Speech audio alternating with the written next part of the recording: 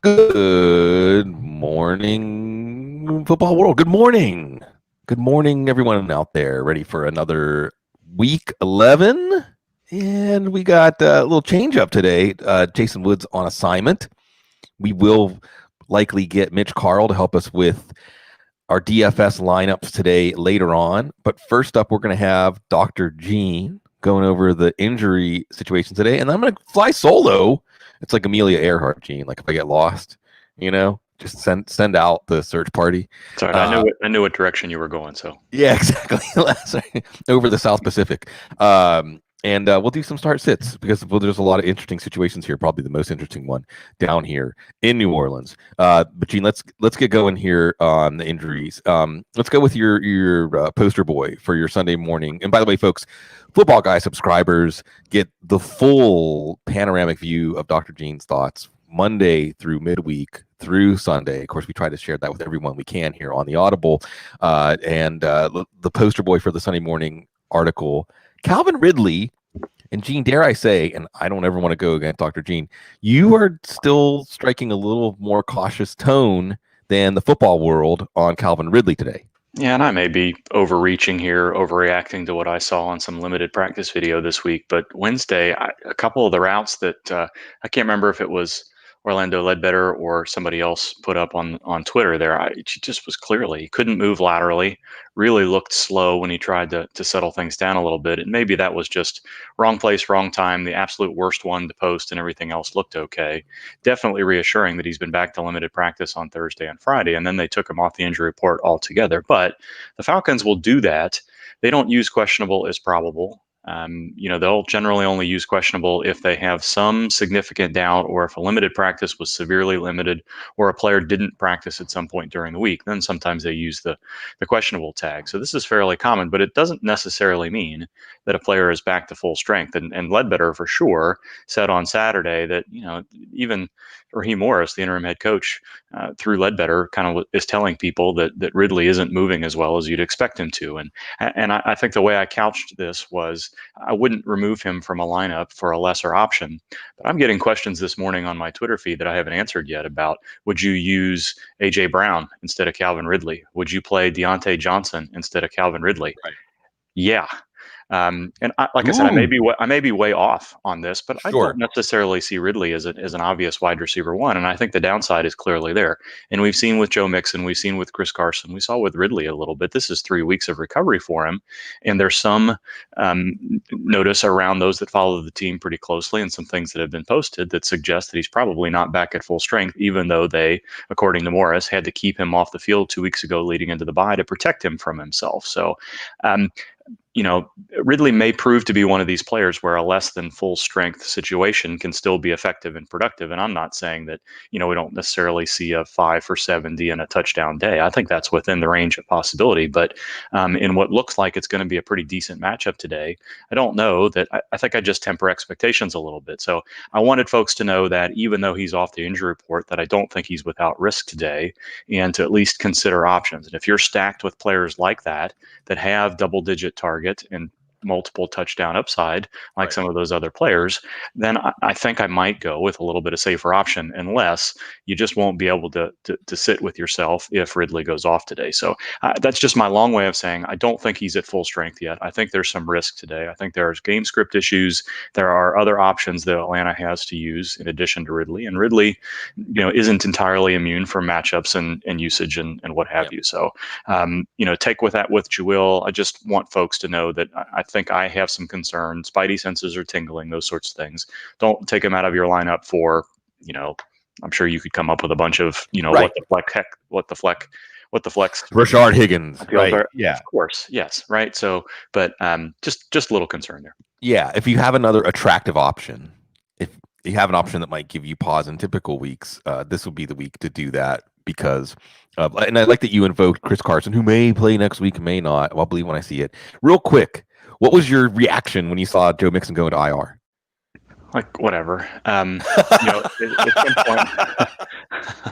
point, for Mixon, I'm hopeful that this does not turn into a long-term issue where he can't finish the season, and that, fantasy folks won't have him available for weeks 14, 15, and 16 because he's a very good player.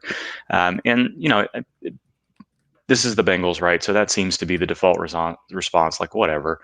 But midfoot injuries are difficult. And, what you posted on Twitter earlier this week, could it have been that second half caused a little bit of an aggravation that we didn't see? Was there, this is a difficult injury to sort of grade based on imaging studies alone. We've known that for years and years and years. Foot surgeons have gotten a lot better at it, at identifying it and treating it and planning ahead for it. So, it used to be a Liz Frank injury was a 6 to 9 month situation because by the time it got diagnosed, it had to have been obvious enough where there was some either fracture in the joint itself or some separation in the joint that was going to take weeks and weeks and weeks to heal. And because of the nature of this injury, as we talked about on Thursday night, these players have to bear a ton of weight on that midfoot on a very small and complicated joint.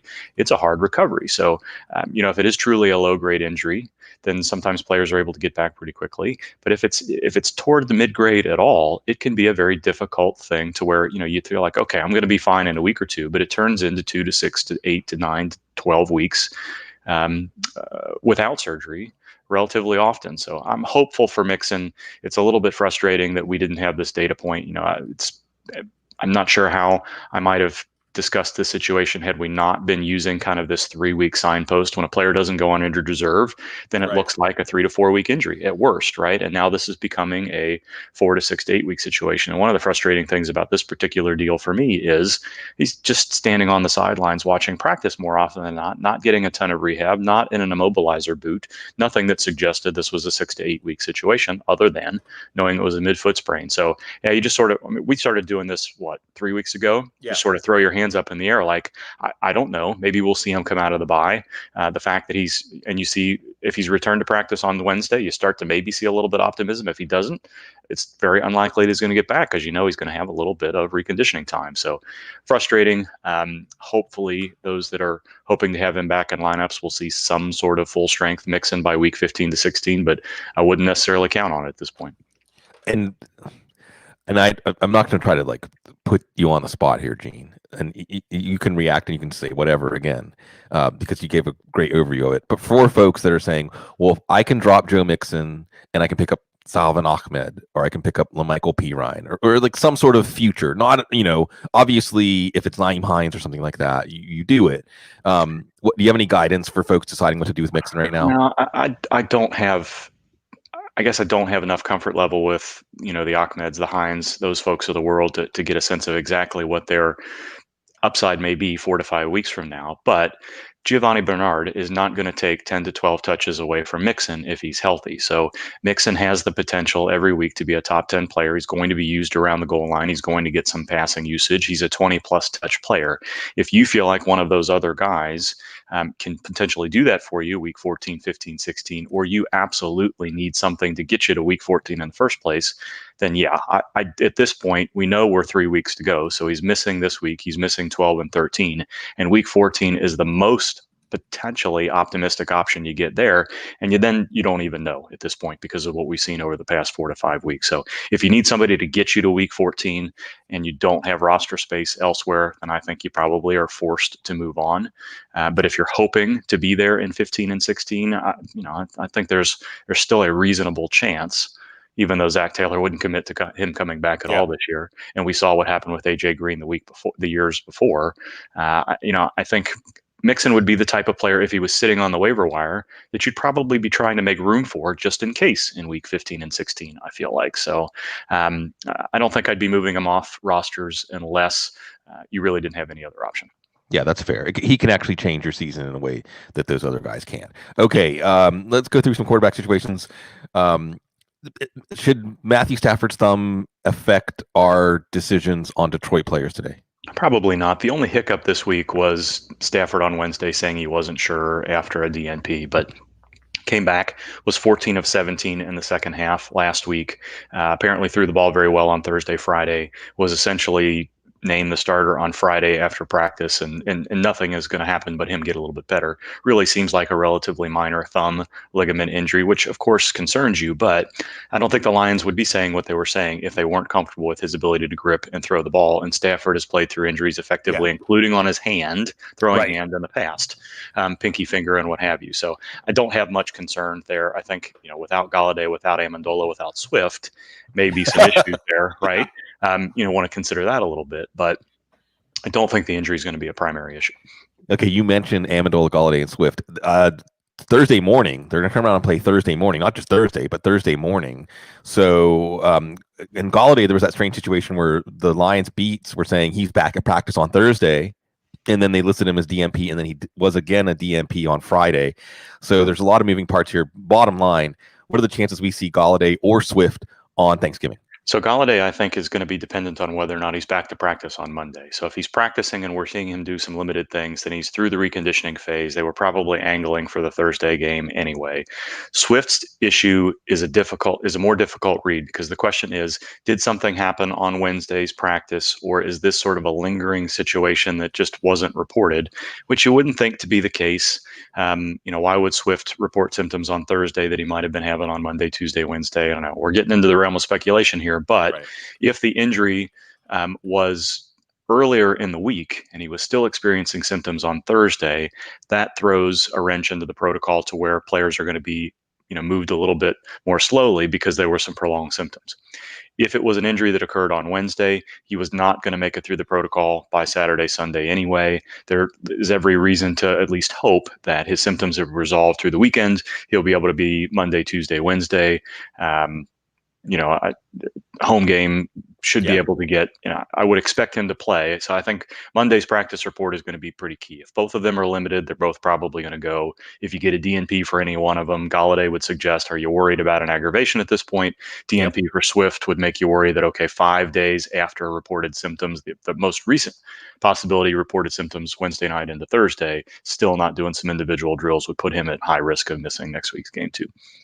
Okay, similar to the Detroit question.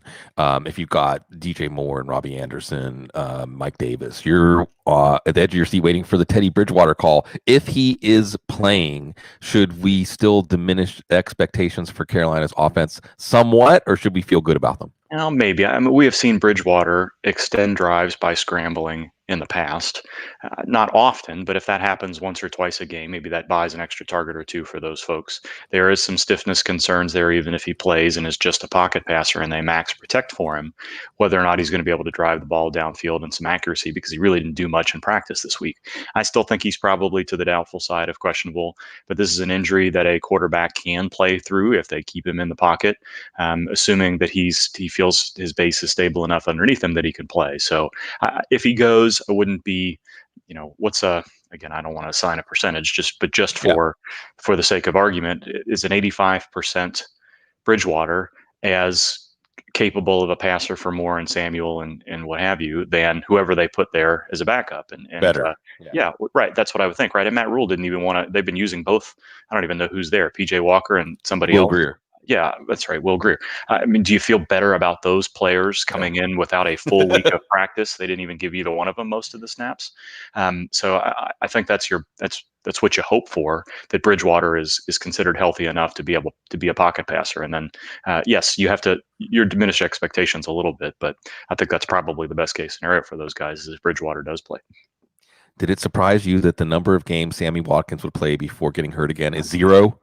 No, but what I missed about this is I didn't notice that they added a calf designation on Thursday, or I'd have been obviously a ton more pessimistic on him Thursday night, even into yesterday, and then when they ruled him out, just the latest level of frustration is, you go 5 weeks, 5+ weeks waiting for him to recover from a mid-grade hamstring situation. And soon after that, he's got another soft tissue deal. So we were very hopeful in the offseason that whatever changes he'd made to his regimen was going to keep his soft tissues a little bit healthier. And that's not been the case. So this could easily be another week or two. Unfortunately, we know how Watkins tends to recover from soft tissue situations. So not good. All clear on the Adams and Kamara have been final lists for fantasy MVP this year. Or should we feel like an all clear on these injuries today? I have no concern with Kamara because we've seen him play through this injury in the past. He told people on Thursday, I'm fine. And it's very easy to make an argument that they are going to rely heavily on Kamara with Taysom Hill, or if we see Winston at any point today, he's the primary focus of the offense. They need him to be as healthy as possible. So there's no sense in putting him out there and running the risk of even the slightest little bit of aggravation of a nagging injury. But this is something he's been on the injury report with multiple times already this season, and we've seen him be productive and high usage, and I don't think there's too much concern there. It's a little bit nervous about Adams on Thursday. Thursday seemed to be the day this week where all the veterans with any nagging injuries were given off. We weren't exactly sure, who was maybe in the Sammy Watkins category and who was less concerned. So Green Bay, we know, would not clear him to play unless they felt like there was minimal risk of aggravation. And we saw Adams in the early moments after their injury last week, which didn't look concerning on video really, come back and be productive. So maybe you temper expectations just a little bit, but I don't see any reason why he wouldn't get double-digit targets and his usual usage around the end zone for sure, which is what you're looking for Adams anyway. So no, not much concern. Okay. The question, everyone: how many snaps? How's Taysom Hill going to look? What's going to happen with Taysom Hill today? Come on, Gene. See into the future, or are we going to see some sort of game where Hill plays the first snap and then it's Winston? Or go into the mind of Sean Payton with us. Yeah, good luck with that, right? Payton, if anything, has told us that try to stay out of my mind because I'm not going to tell you what's going on. Right. And just had that grin this week where everybody is reporting that Hill is taking all the snaps in practice, but I'm not going to tell you anything. Right. I guess what compels me is internally with the discussions I've seen at Football Guys, I think the argument that compels me so far is those two players are different enough. If you are expecting Hill to have to take 60 offensive snaps, you really want to have everybody around knowing what's going to go on there, right? So it's not just a wildcat situation. It's not just a bunch of RPOs. There are going to have to be some passing plays put into the offense. And if not, if you're expecting to use Jameis Winston, the more opportunity you give him to find some sort of groove before putting him on the field, the better. So I don't think this is a kind of a collegiate we're going to split snaps situation. If Hill is injured on a running play or he just physically can't run an offense with something close to a full playbook, then you see Winston come in. But I don't think this is going to be a back and forth situation. I agree. You're probably going to see Hill unless it's just a total mess. I feel the same way. I like that. It gives me confidence. Are there any other big injury situations that I'm forgetting right now? I think we hit them most of them. Actually, it was kind of a light injury week. Yeah, for sure. I think the bigger concern is, as you said, hitting on situations like Mixon, which we'll do Monday and through the rest of the week, is trying to tease out. You're getting to the point where you probably want to start putting your playoff rosters together and making decisions on, do you want, this flyer sitting on your roster? Are you going to start playing matchups, or, do you need this backup there that you were hoping for? So I think the injury situations that are going to come up are going to be, how does Zach Ertz look? What did Calvin Ridley look like? Yeah. Are we going to be trusting of Christian McCaffrey going forward? All those sorts of things. Yeah, today trying to decide who's going to play and who isn't I was making notes on Ridley and Adams and Kamara simply because they were, the most interesting situations. Those that were going to be ruled out, and lots of players were taken off the injury report, thankfully. So hopefully this is the way it goes for the rest of the season. Yes, and either way, Dr. Gene will be with us answering the hard questions, and we certainly appreciate that. And so without Jason, and Doc, thanks always for your expertise and time and patience with us. And again, Football Guy subscribers, mid-season discount still, you're going to get all of the Dr. Gene injury information. Thank you, Doc. Enjoy your Thanksgiving week, everybody. All right.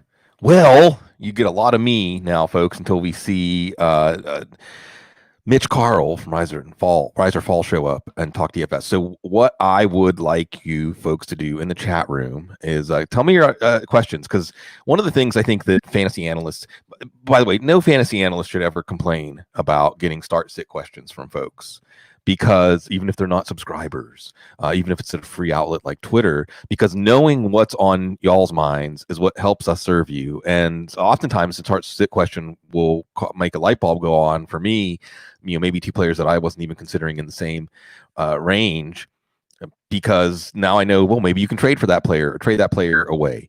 So let's go ahead, and I'm going to go ahead and put these up on the screen here. Chris Moore asked, let's get right to it. Murray ranking Taysom Hill and over who? And as always, these are questions that have layers to them, right?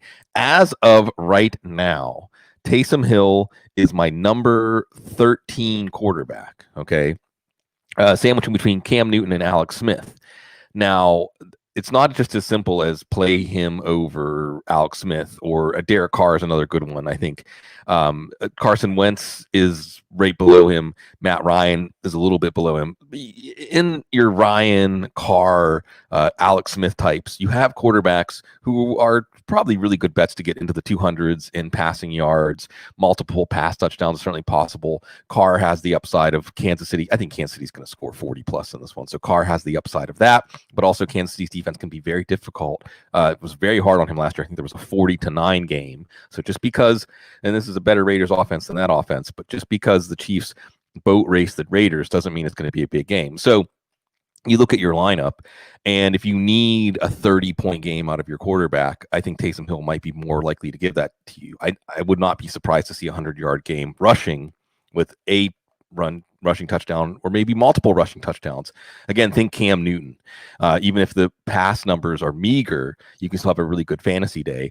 But there is risk. There's risk of shenanigans with Peyton. There's risk that Hill just looks worse than Tim Tebow, because isn't that the name that is popping in everyone's head when you think of Taysom Hill as an NFL quarterback, as Tim Tebow? And if you remember, Tim Tebow was a top 10 fantasy quarterback as a terrible passer. So I think that looking at your matchup, and you already have one game of results here with the Seattle-Arizona game, whether you're facing someone who overproduced or underproduced, can give you some more guidance there. But certainly we're not getting cute with it. And yes, Taysom Hill is your tight end in FanDuel today. Daryl Williams had a question in here. Should I be worried about Harris now that Sony is back? Other option would be Pirine. And Pirine's going to be an interesting guy to see how much work he gets in the passing game today to give you those cheap PPR points like Myles Gaskin was getting for us, even though he wasn't as effective as a runner. Even with Sony Michel back, Damian Harris has looked good running the ball. The Patriots running game was looking better last week, much better last week. And it's the Texans. I'd stick with Damian Harris. Break ties in favor of Damian Harris today. J Tripp has a tough decision here with Clyde Edwards-Helaire, Adrian Peterson, Giovanni Bernard, and Salvon Ahmed. PPR may or may not change this. I'll run down my outlook for all four of these running backs. Clyde Edwards-Helaire, we've seen his floor the last few weeks, and it is a little bit disturbing that the Chiefs have said, basically, well, we're okay with not running the ball. That being said, this is a game where the Chiefs have 4, 5, 6 offensive touchdown upside, and Edwards-Helaire could easily score 1 or 2 of those. So Edwards-Helaire does give you some upside here. Adrian Peterson is a very tough call today, because without DeAndre Swift, this feels like a Adrian Peterson 20 to 25 carry game, because it's Carolina. Again, I'll point out that 5 different fantasy running backs have had their best day of the year against Carolina so far. Giovanni Bernard is safe, not exciting. It is a reasonable matchup against Washington in so much that Cincinnati should be able to move the ball. We saw last week Detroit able to move the ball pretty easily against them. And then Salvon Ahmed. And of course, with Ahmed, we have the complicating factor of Matt Breida coming back. But Ahmed has a terrific matchup against Denver. I wouldn't be shocked if Ahmed has a 100-yard game with a touchdown here. In that decision, Jay, and what I'm really laying out here is there's no clear option. There's not. I think that if you're playing it by the book, you go with Giovanni Bernard, because he's basically a starting running back, especially if it's PPR. You know he's going to get you 3 or 4 catches. If it was my decision, I would play Clyde Edwards-Helaire just because I want to hook onto that Kansas City offense. But I won't talk you out of Peterson or Ahmed. Any of them could be the right choice here. And I think a lot of us are going to be looking at running back 2 choices that are not clear. And again, I'm trying to touch on situations here that are going to be affecting a lot of people. Zed comes in and asks about Mike Davis at running back 23. It is a good matchup. You're right. And I'm waiting. Why am I down on Mike Davis? I'm waiting to see about Teddy Bridgewater.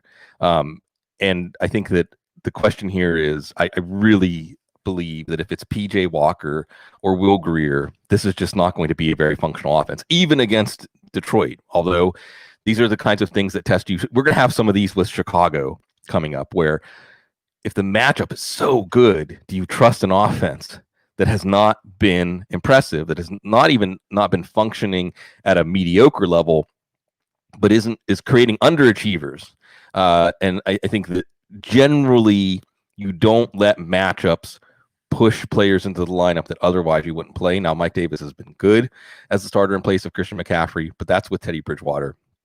So that's it. Now, if Teddy Bridgewater is announced as the starter here in about an hour, then I'll be pushing Mike Davis up closer to the top of this tier. Rick Nelson has a question about Jacoby Myers. Is he going to be the starting number one receiver for New England? And would that translate to 15-plus point? And I'm assuming that's PPR. Yes. Yes to all that with Jacoby Myers. I think it might have been Cecil earlier this week that said, is Jacoby Myers the James Robinson of wide receivers? And what we mean by that is someone you got off of the waiver wire for free. Well, you had spent waiver wire bucks, but you get it. There's going to be an every week starter for you. And certainly this week against Houston. I mean, if you're not going to play Jacoby Myers against Houston, then he's just pure depth for you. But even coming up, you got Arizona, you got the Chargers. Well, then you have the Rams and Miami. So maybe not against the Rams and Miami. I don't know that, though, that Myers is an inside-outside guy. I don't know that Jalen Ramsey would follow him.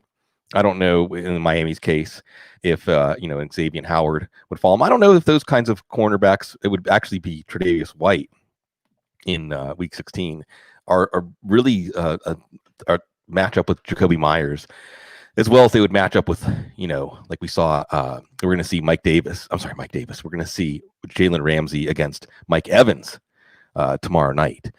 So I'm confident in Jacoby Myers because he's getting open and he is building that trust with Cam Newton. And I think, yes, I would trust that until we see the light go out, that it's going to be there. So I hope everybody is enjoying the format today. And again, folks, we really want to serve you the best we can.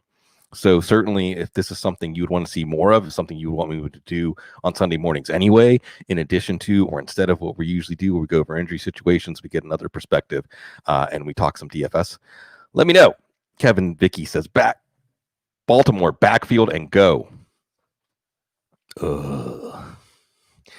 There's one out here for your Baltimore running backs. And it is that the Baltimore offense gets back to 2019 efficiency levels. And there's more touchdowns scored. There's more yardage. Things just come easy to this offense. Is that possible? I think it is. And the reason that I think it's possible is looking at the schedule after next week, by the way, Thursday night, Thanksgiving night, after you're in your tryptophan haze, Baltimore, Pittsburgh. After that, Dallas, Cleveland. And even though Cleveland, we're not going to see Myles Garrett today. You have on one hand Myles Garrett, on the other hand the weather in Cleveland for Philadelphia decisions. Dallas, Cleveland, Jacksonville, and the Giants for Baltimore. That being said, I think at this point, if we were going to see them commit to J.K. Dobbins, and this is not a reason to get off of J.K. Dobbins in Dynasty, by the way, because folks look back at how John Harbaugh and company managed Ray Rice in his rookie year. It was LaRon McClain and Willis McGahee, and Gus Edwards and Mark Ingram are probably at least as compelling as those backs. So I think at this point, we're doing a wait and see, but the only back I would tell you that absolutely do not drop is Dobbins. He's the one that still has the league winning upside, even if it's 12 to 15 touches. But I'm afraid that most likely this is going to stay this way. And, for instance, I think Nyheim Hines is a better hold. And Rappaport reporting this morning that they're going to go with a hot hand approach, which isn't the same as saying they're going to commit to Nyheim Hines, but that would indicate more Nyheim Hines because, well, he is the hot hand. The other hands are ice cold, So absolutely, this is not a situation that's going to help you out. Diego Lopez. What's up, Diego? Always good to see you here, man. If Teddy is out, how high would you put the Lions defense? Above the Chargers versus the Jets might be too clever, but it's tempting. So here's what I'll say about Chargers versus Jets. And this is something that we have to think about with LaMichael Pirine. This is something we have to think about with Brashad Perryman. This is something we have to think about with Denzel Mims. I know there was a question earlier about Denzel Mims. I can't remember who the other receiver was. And if you were asking questions in the chat room, and our chat room was awesome. So I highly encourage folks, while we're yammering on about whatever, to ask questions in the chat room. And I try to, whenever I can, divide my attention between one of my guests here and the chat room. I'll try to answer some questions. If you ask a question in the chat room earlier today in the show and I did not get to it, go ahead and put it back in there, and I'll try to get to it. So the Jets offense might be okay, right? This might be the classic Adam Gase plausible deniability. Like, well, we didn't have all of our receivers. And now Joe Flacco is out there playing with some renewed vigor, throwing downfield, looking good against the Patriots. So this is a really interesting test. And also, I think it's a test for the Chargers and Anthony Lynn's getting these guys ready to play, because I think that you could see more in this Jets offense and not be the automatic target. That being said, who are the playmakers for the Lions offense? As bad as PJ Walker or Will Grier might be, I don't think it's clear. So I would probably still stick with the Chargers, knowing that we might be removing the Jets from our DST, our rented defense target list here. And someone was asking about the Dodds hat, by the way. Where was it? Oh, well. Jake Wirtz was asking. Yes, this is you can see the /Dodds there. Okay, I'm going to get my left messed up. So David Dodds, we love David, and I wouldn't be talking to you right now if it wasn't for David. Matthew Wells says Cleveland, DST a bad streak now with Garrett out. I mean, I moved them down to the bottom of the list. I could still see going with them because it's Carson Wentz. His confidence is at a low. He's prone to turnover fests. Cleveland's offense with Hunt and Chubb can control this game and put Wentz behind the 8-ball, but he's below. Like, for instance, I still played New Orleans defense, which is red hot over him. Kenny Held asks Deshaun Watson or Joe Burrow. Like the matchup for Joe Burrow. Burrow hasn't really given us ceiling games this year without 50 or 60 attempts. I don't know if he's going to get that against Washington. We did see news yesterday that Laramie Tunsil was maybe not going to play, but now I think he's over his illness and he's going to play. It's Deshaun Watson. He's at home against New England. New England's not that scary of a defense. I do think Stephon Gilmore's going to play. Go with Deshaun Watson here. Calbudo McFarland. What's up, Mac? Cam versus Lamar. I wouldn't be surprised if Cam Newton's the number one fantasy quarterback this week, right? I'm not going to talk anybody out of playing Cam Newton this week. However, Lamar Jackson's also playing a very good matchup here against Tennessee. Remember how good Phillip Rivers looked passing the ball against Tennessee the last time we saw them? The one risk here with Lamar Jackson is that the Tennessee offense doesn't look good today. Tennessee offense didn't look good last week against Indy. Baltimore's defense is a tough draw as it is. They will be without Calais Campbell and Brandon Williams, which is good for Derrick Henry. Derrick Henry was fine last week. Derrick Henry wasn't the problem. It was the passing. But no Roger Saffold, no Taylor Lewan. We're going to see about Ben Jones, the center. That's putting Baltimore in attack mode. So Ryan Tannehill hasn't looked quite the same without his intact offensive line, which could mean Lamar Jackson doesn't have to do much in the second half of this game. So I'm not going to talk you out of Cam over Lamar, but if it was my choice, I'd be going Lamar Jackson here. Do we trust, and this is good going back to Dr. Gene, folks who tuned in a little bit late, a little bit of hesitation, even though I think Calvin Ridley's not on the injury report, a little bit of hesitation about Ridley in the foot. And Scotty O asks, do you trust 100% Ridley over, say, Chark, Evans, and DJ Moore? Let's go through these. Chark. Remember, if the wind hadn't hung up that ball in Green Bay, Chark could have had a long touchdown and been a good play last week. He still had 4 for 56. It is the Steelers, and the Steelers, love my Steelers, but when the pass rush doesn't get home, then it's there downfield. So I'd probably still go with Chark over Ridley. Evans over Ridley, you would think that Sean McVay, Brandon Staley would say, if we can cancel out Evans with Ramsey, we'll take our chances elsewhere. So I'm not high on Evans this week. I'd probably still play Ridley over Evans. DJ Moore, he was up and down with Teddy Bridgewater. He did have a couple of plays last week, one big one against busted coverage. You can't necessarily count on busted coverage every week. So again, the volatility there tells me I'm going to go with Ridley. So these are good. I'd say Chark over Ridley, but Ridley over Evans and Moore, giving you the thought process there. Matt Hubbard says, are the Washington corners that good that I need to bench Tyler Boyd? And this is one of those things where, folks, you have to be careful looking at, sometimes we'll use that term on paper. Washington's pass defense is good on paper.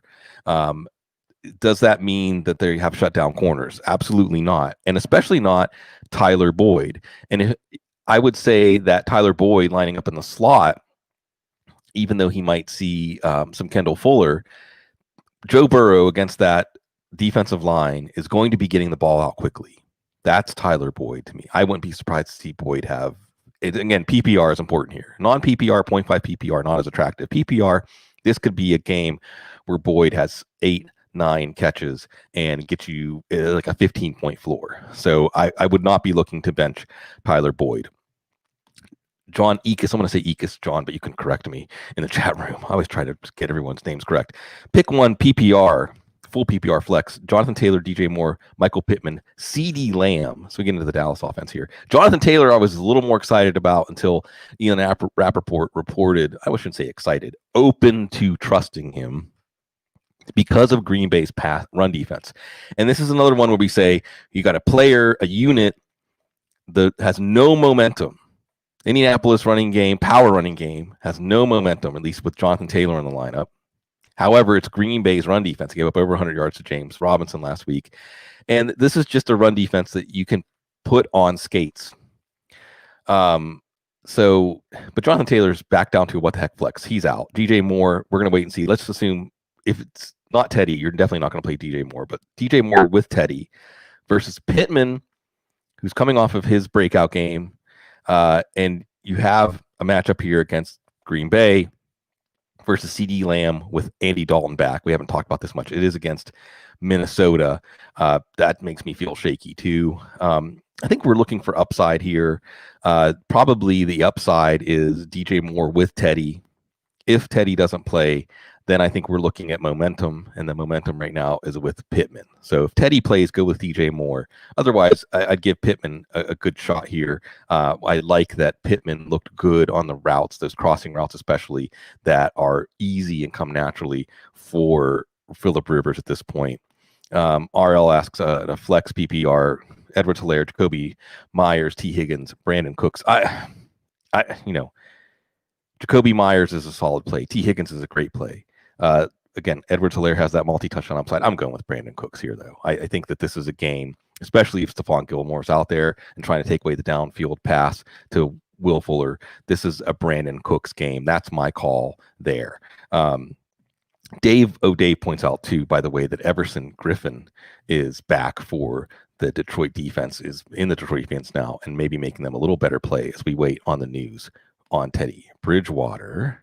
And now, as my monologue is over, airplane food, everybody. Well, yeah, it's not very good. Better than hospital food. Neither of them are better than Mitch Carl. Good morning, Sig. How are you today?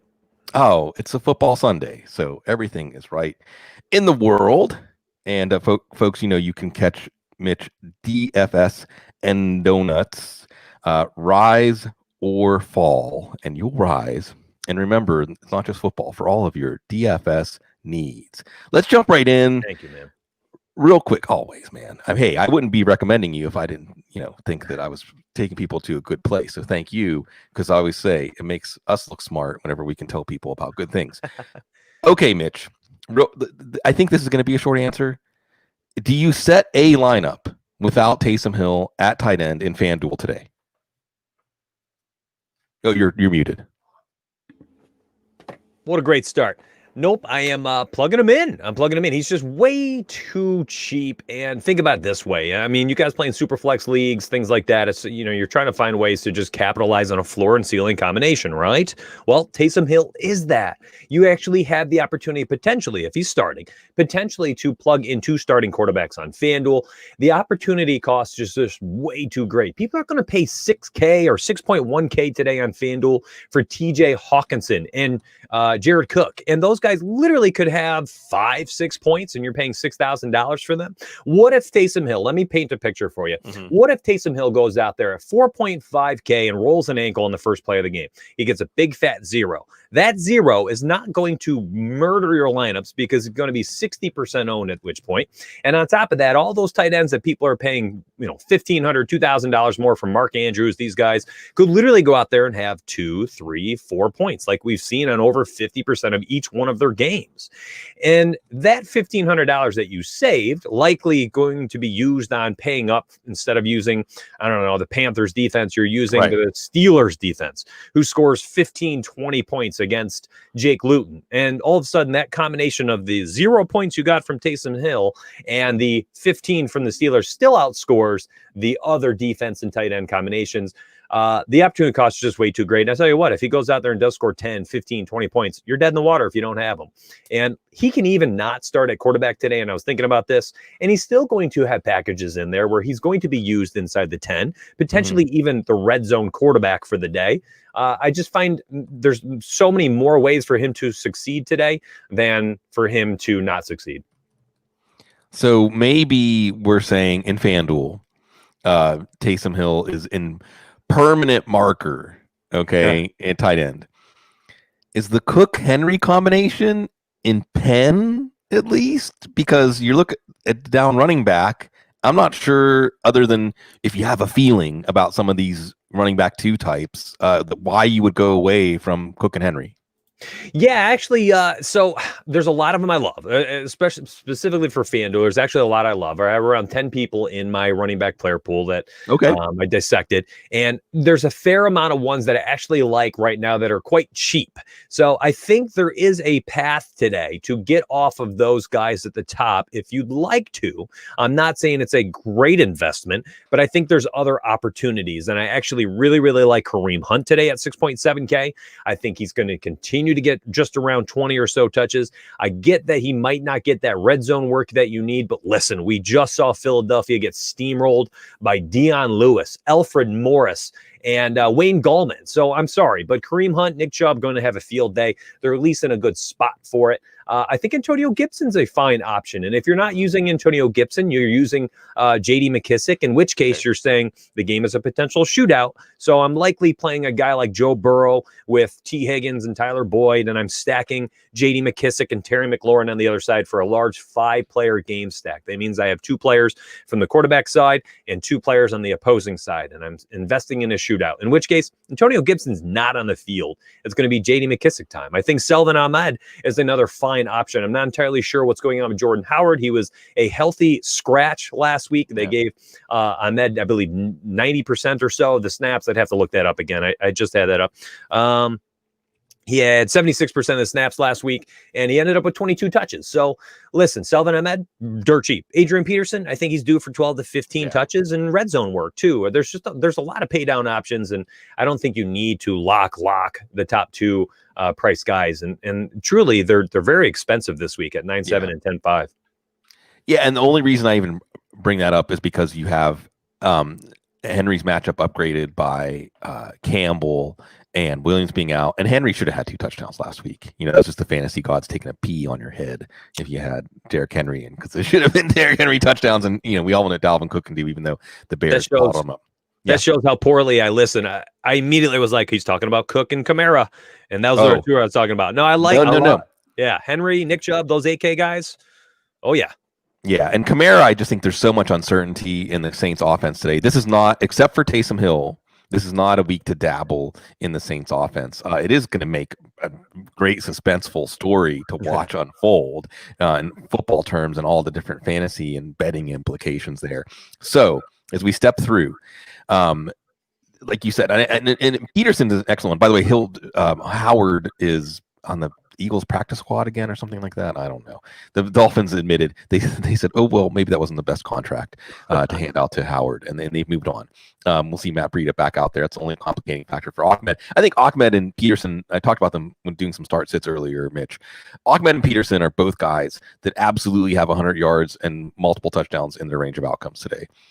They also have, as you said, 12 to 15 touches and maybe 60, 70 yards and no touchdown in the range of outcomes. Yeah. Peterson has a good matchup against Carolina.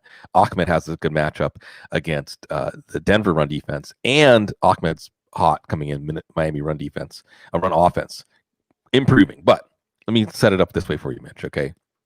So if we do put in some lesser priced running backs that we like to produce more than, what's that old metric? See, I haven't done DFS for a couple of years since I moved to Louisiana, Mitch. Okay. So for me, when I was doing DFS, it was always like 3 times, right? You wanted to get 3 times the salary in points. If the salary was 5,000, you wanted to get 15 points. Yeah. So those guys, your Ahmeds, your Petersons, they absolutely have the potential to do that. So then where are you paying up? Are you paying up at a quarterback? Are you paying up is there a wide receiver whose name is in lights today, who is the other foundation piece if it's not Cook and Henry? Oh, that's a great question. Phenomenal phrasing. And for me, I'm actually going to be paying up a kind of weird positions. I'm not even kidding. Over on DraftKings today, like I kind of want to pay up for the Dolphins at 3.4. I want to pay up for the Steelers at 4.6. I think both are in phenomenal spots. We know there's turnover friendly and sack friendly opposing offenses where they're facing. On top of that, you can go up and go make sure you get one of those stud running backs. You got to have at least one of them. The ceilings are just way too high. And if one of those guys goes off, you don't have them, you're done. You're just totally cooked. Dalvin Cook, likely my pay up option. I think, as you alluded to, there's so much value on this slate where it's easy to plug him in. And I know he's very expensive, but I'm okay with it. I'm okay.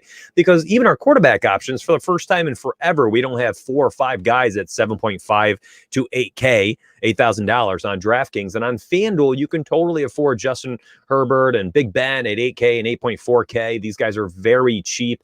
I mean, if you went all the way down the salary scale for Alex Smith and plugged him in with Terry McLaurin and J.D. McKissick, T. Higgins and Tyler Boyd, these guys are very cheap. I mean, you have to find ways to spend your money in those instances. And I think that's when you grab Nick Chubb, you grab Derrick Henry and Dalvin Cook, and you try to fit all 3 of them in if you can. And if you can't fit all 3, you're trying to get 2 of them.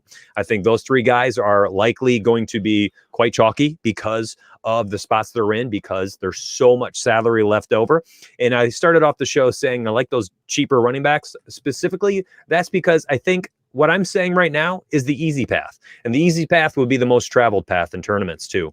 So you're going to have a lot of people who will plug in, a very cheap Taysom Hill at 4.5K, and then they'll go grab Dalvin Cook because now they can do that. They have all sorts of money, and then they find out their quarterback stack is very cheap, and the same lineup construction is built by the entire field, and you are moving with the herd the entire time. You got to do something a little bit different, and maybe that means instead of 2 stud running backs, you just go one of them, and then your other running back is very cheap, or maybe 2 cheap running backs, and then you're paying up at wide receiver for Julio Jones.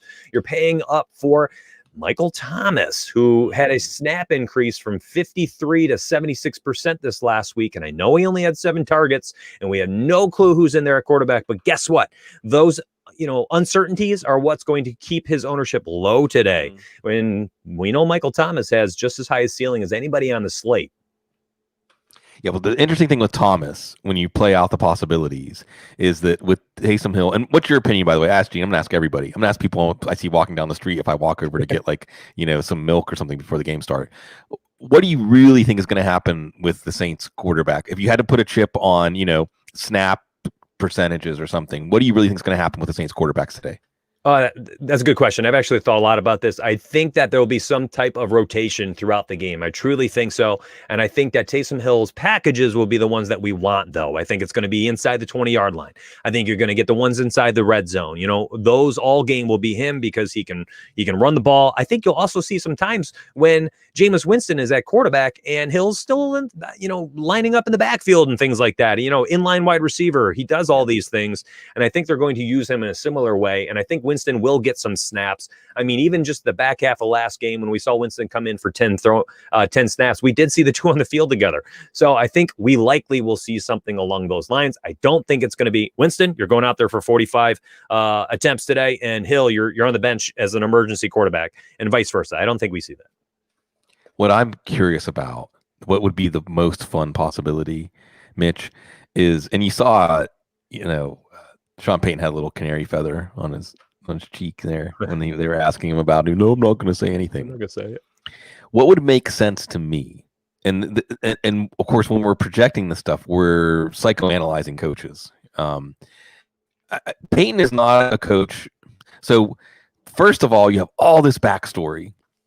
Against better judgment of a lot of people, Payton has been putting Hill in, and in high leverage situations too.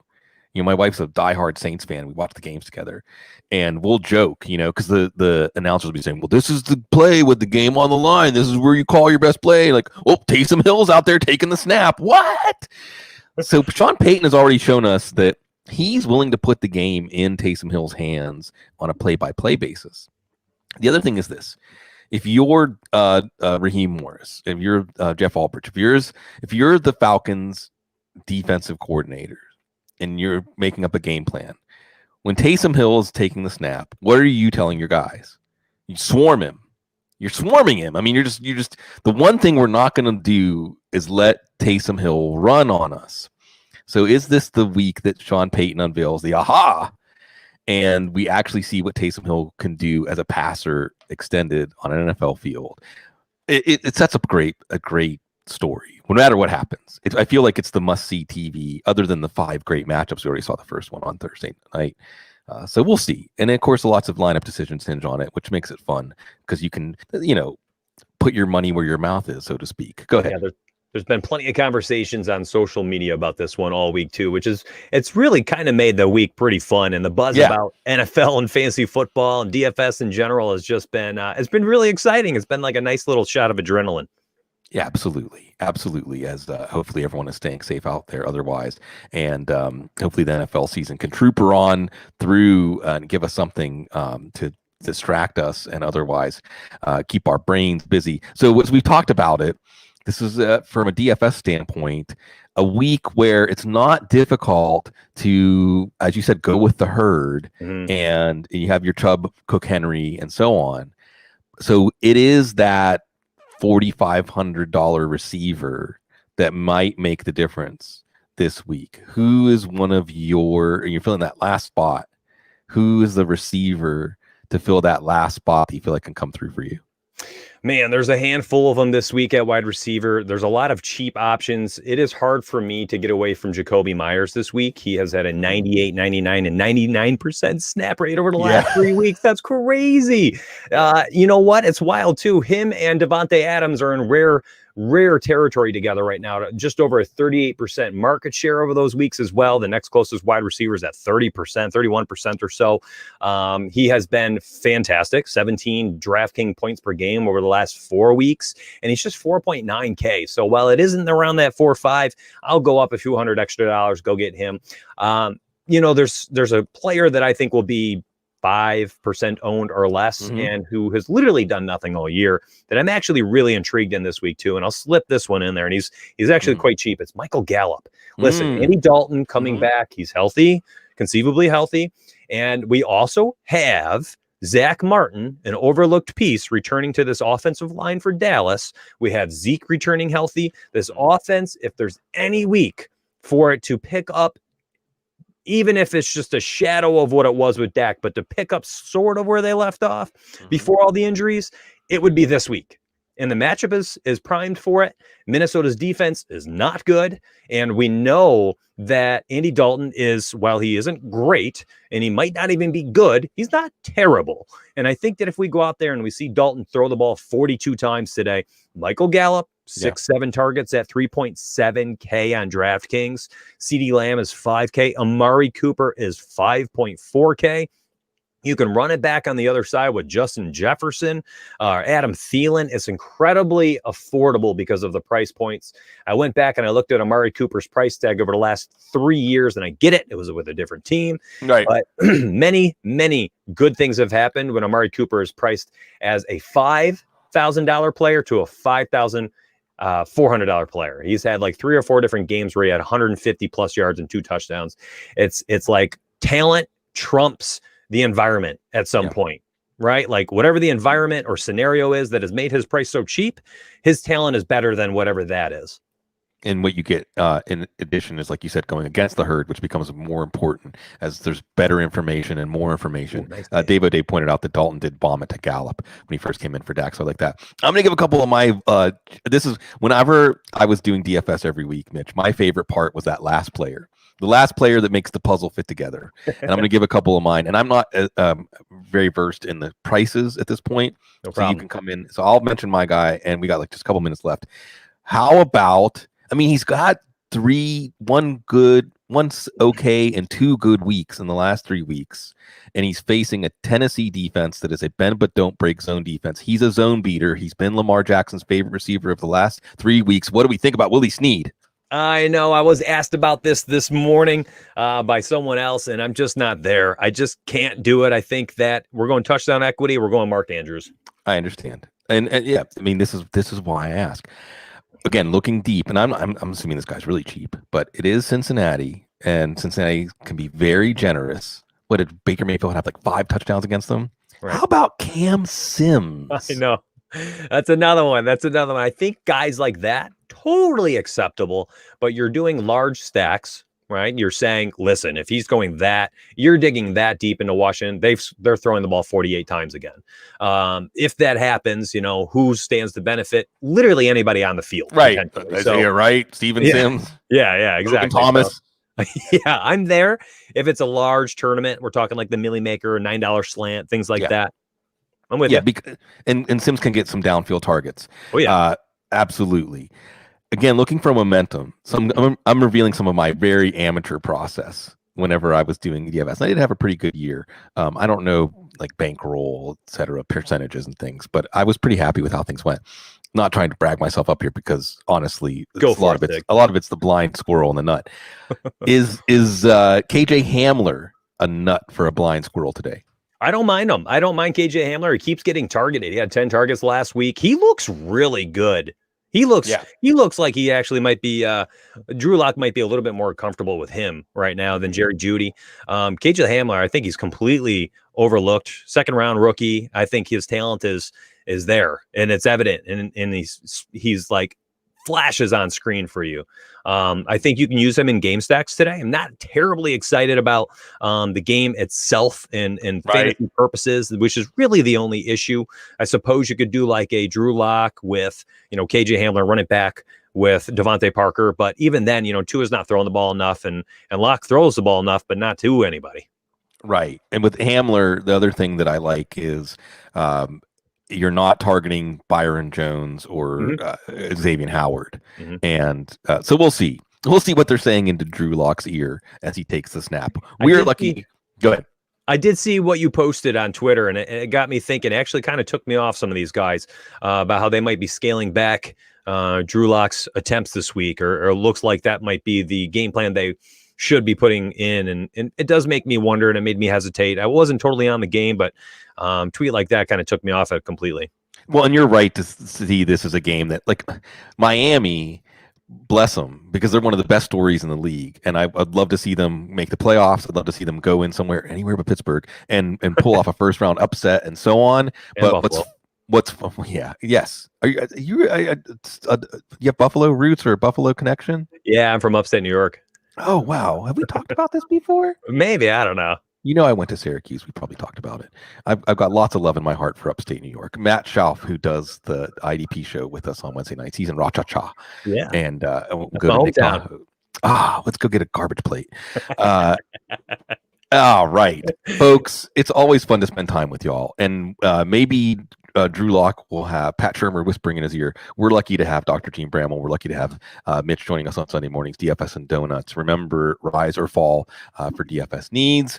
And, we are thankful to get to spend Sundays, to get to spend time, to be part of your life, have us be part of your life, and enjoy this together. What we can. It is going to be a great day of football, Green Bay and Indy. Then we get a matchup tonight of Kansas City and Vegas, and we get Tampa and the Rams. These are all fantastic must-see TV kind of matchups. Baltimore and Tennessee. These are all great games. And in addition, we get to watch everything unfold with our fantasy teams with you folks. So thanks, as always, for giving us the privilege and opportunity to serve you, because you're so classy.